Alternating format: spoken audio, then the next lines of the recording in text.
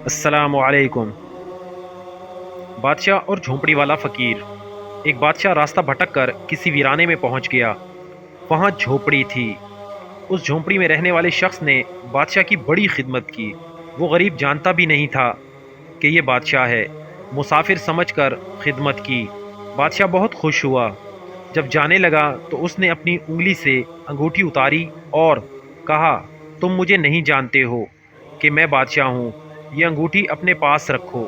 جب کبھی کوئی ضرورت پیش ہو ہمارے محل آ جانا۔ دروازے پر جو دربان ہوگا اسے یہ انگوٹھی دکھا دینا۔ ہم کسی بھی حالت میں ہوں گے وہ ہم سے ملاقات کرا دے گا۔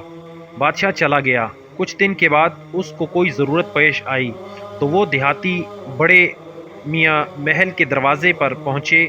کہا، بادشاہ سے ملنا ہے۔ دربان نے اوپر سے نیچے تک دیکھا کہ اس کی کیا اوقات ہے کہ بادشاہ سے ملنے کی۔ کہنے لگا، نہیں مل سکتے، مفلس اور قلاش آدمی ہے۔ اس دیہاتی شخص نے پھر وہ انگوٹھی دکھائی۔ اب جو دربان نے دیکھا تو اس کی آنکھیں پھٹی کی پھٹی رہ گئیں۔ وہ بادشاہ کی مہر لگانے والی انگوٹھی آپ کے پاس۔ بادشاہ کا حکم تھا کہ یہ انگوٹھی جو لے کر آئے گا ہم جس حالت میں ہوں اسے ہمارے پاس پہنچا دیا جائے۔ چنانچہ دربان اسے ساتھ لے کر بادشاہ کے خاص کمرے تک گیا۔ دروازہ کھلا ہوا تھا۔ اندر داخل ہوئے۔ اب یہ جو شخص وہاں چل کر آیا تھا اس کی نظر پڑی کہ بادشاہ نماز میں مشغول ہے۔ تو اس نے دعا کے لیے اپنے ہاتھ اٹھائے۔ اس کی نظر پڑی تو وہ وہیں سے واپس ہو گیا اور محل کے باہر جانے لگا۔ دربان نے کہا، مل تو لو۔ کہا اب نہیں ملنا، کام ہو گیا، اب واپس جانا ہے۔ تھوڑی دور چلا گیا۔ جب بادشاہ فارغ ہوا دربان نے کہا، ایسا ایسا آدمی آیا تھا، یہاں تک آیا پھر واپس جانے لگا۔ بادشاہ نے کہا، فوراً لے کر آؤ، وہ ہمارا محسن ہے۔ واپس لایا گیا۔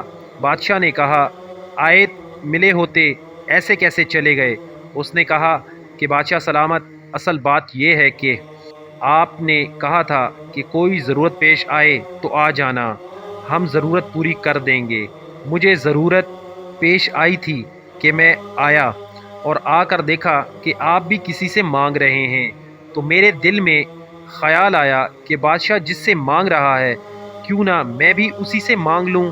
یہ ہے وہ چیز کہ ہمیں جب کبھی کوئی ضرورت ہو، بڑی ہو یا چھوٹی، اس کا سوال صرف اللہ پاک سے کیا جائے کہ وہی ایک در ہے جہاں مان رکھا جاتا ہے۔ والسلام۔